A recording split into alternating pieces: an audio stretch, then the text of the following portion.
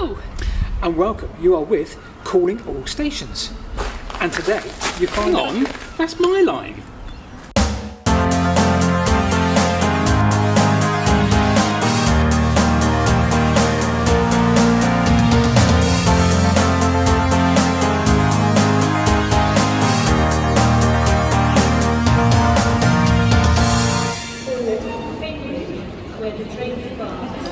Well, that was a fantastic breakfast. Yep.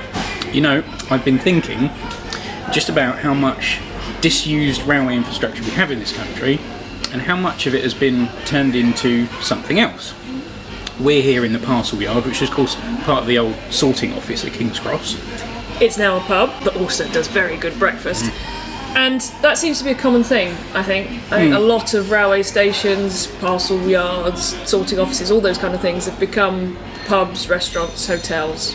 I've lost track of the amount across London and the South East alone that I've seen that are old stations and still retain their old architecture, which is nice. Yeah, quite. There's one down at Denmark Hill which is really good, and even one of my local stations has now got an Indian takeaway built into it. So, but this got me thinking a bit more about all this disused infrastructure that we still have left. What else do we use it for other than pubs and hotels and things like that? Well, we've ticked off eating quite successfully. What about Bath Green Park? Come on, let's go and do some shopping.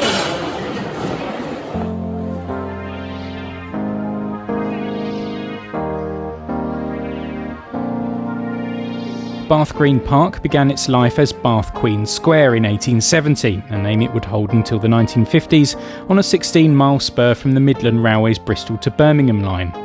Don't let the typically grand and elegant facade of a fitting Georgian-style Bath City building fool you. Bath Green Park was actually a fairly modest affair, with only 2 platforms, one for arrivals and one for departures. Designed by the Midland Railway's chief architect, John Holloway Sanders. During Beeching era rationalisation, and with the city still connected to Bristol by nearby Spa Station, Bath Green Park was closed to passengers in 1966.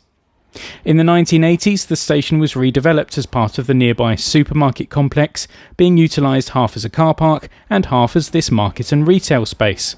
The market, now overseen by the Ethical Property Company, remains hugely popular and is now supplemented by a farmers market on Saturdays.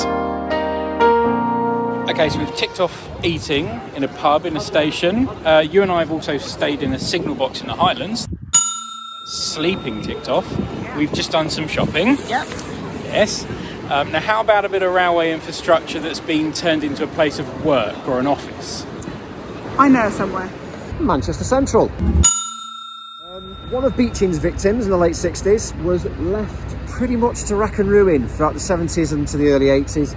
It was then acquired by the council and then opened as an exhibition centre in 1986 called GMEX, Greater Manchester Exhibition Centre. A lot of Mancunians still refer to it as GMEX. The station, which opened in 1880, was designed by Sir John Fowler, the same man who was chief engineer on the construction of the first section of the Metropolitan Railway in London.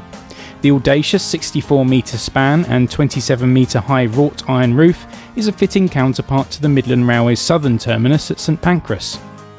Thanks in part to its Grade 2 listing in 1963, the exterior of Manchester Central has survived largely intact after its closure in 1969. That first exhibition I do actually remember in 86. I was there as a 13-year-old boy. It was called Enterprise Northwest. I remember Greater Manchester Transport at the time had this wonderful exhibition about something called Metrolink or light rail. Yeah, something like that. It looked rather exciting. It looked rather exciting. From the rear, the Central's throat plays host to the Deansgate Castlefield Metrolink stop. The station now provides over 17,500 square metres of exhibition, offices and meeting spaces. Yes, this really does preserve a wonderful bit of architecture and history in Manchester. But Carl, this is all a bit hectic. What about something that's a bit more tranquil? Something that's been taken back by nature? Tranquil, southern soft. So you got head south and go to Crouch End and the wonderfully tranquil Parkland Walk, part of the 1930s Northern Heights scheme in North London. This 3-mile long linear parkway utilises the former L&ER Alexandra Palace line. The section from Finsbury Park to Highgate dates back to 1860, but was later intended to be incorporated into the London Underground's Northern Line as part of the 1935 New Works Northern Heights scheme. The scheme would have seen London Transport take over operation of the LNER's route from Moorgate to Edgware via Finsbury Park. The outbreak of the Second World War halted progress on converting the line to a tube railway, and after the conflict, London Transport's limited funds were instead used to complete the eastern extension of the Central Line, the Northern Heights plan being dropped in 1954. Passenger numbers declined under British Rail, and the branch to Alexandra Palace closed to passengers in 1957. The line did remain open for stock and engineering trains until 1970, where the poor condition of the track and bridges meant it was uneconomical to repair.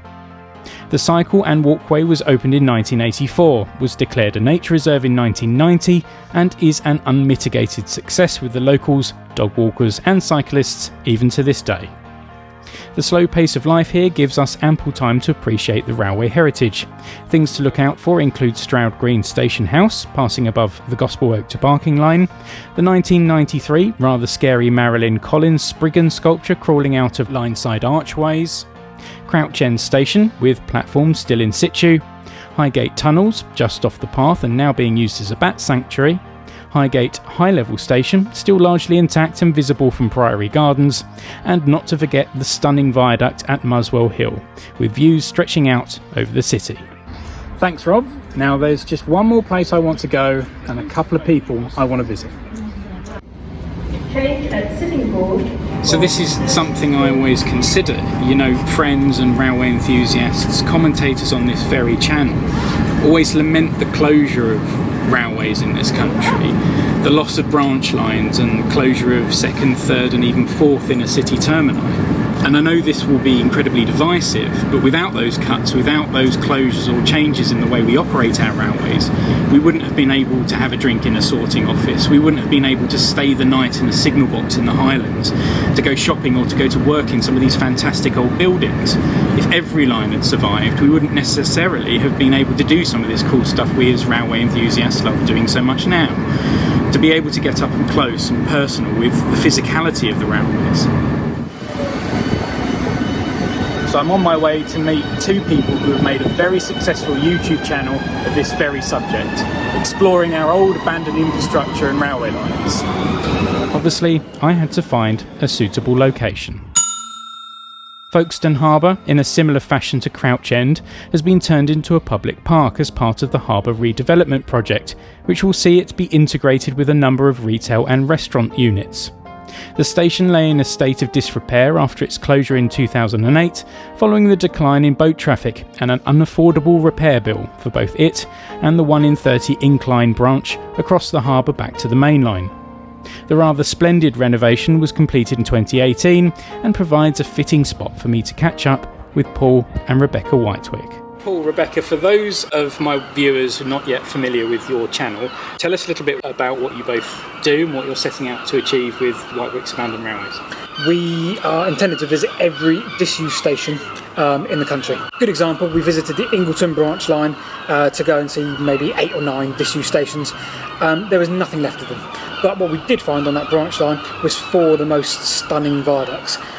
So it soon became apparent to us that we need to try and see some of these as well. And so basically what we do is we go and see any old railway architecture we can find in the country, basically. Old railway architecture and places like this.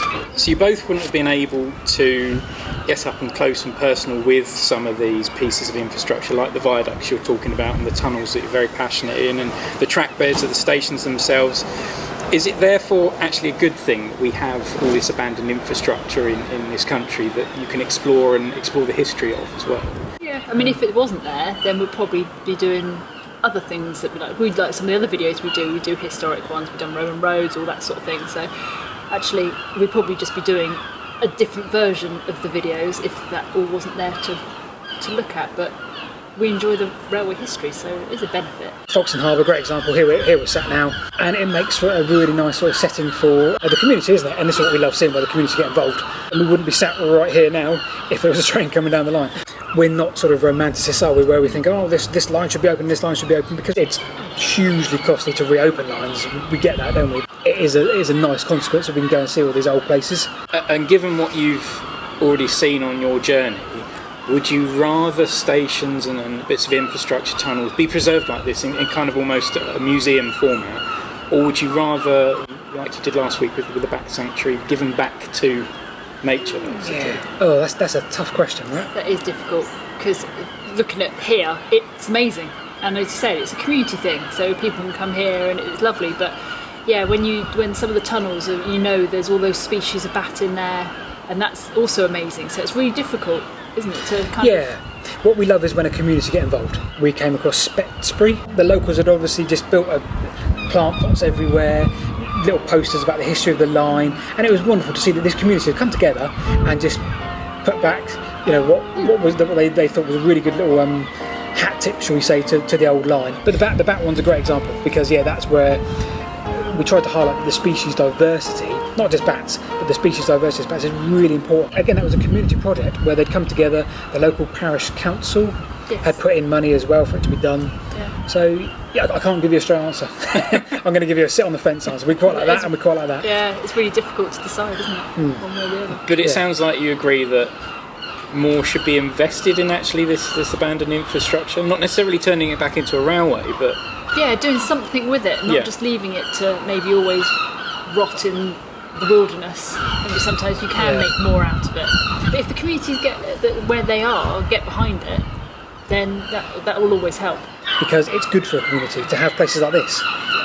So of course there is a balance, and there are obvious priorities, but this sort of project we're sat in right now is really important too. What's been the most rewarding part of your journey so far? For us, it's the best thing we come across is people's enthusiasm for little projects all around the country and what's going on. I think it's really good to see them coming across random people we bump into when making the videos.